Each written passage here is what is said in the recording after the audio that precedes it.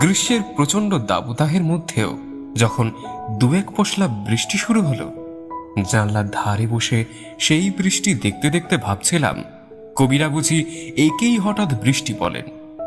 তারপর হঠাৎ মনে পড়ে গেল একজনের কথা। উঠতি বয়সের দাবদাহের জীবনে সে যেন এসেছিল ওই হঠাৎ বৃষ্টি হয়ে।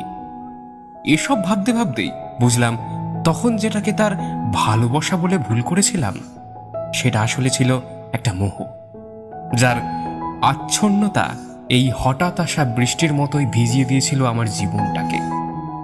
এসব ভাবছি এমন সময় বৃষ্টিটা থেমে গিয়ে চারিদিকে একটা শান্ত শীতল ভাব বিরাজ করতে লাগলো।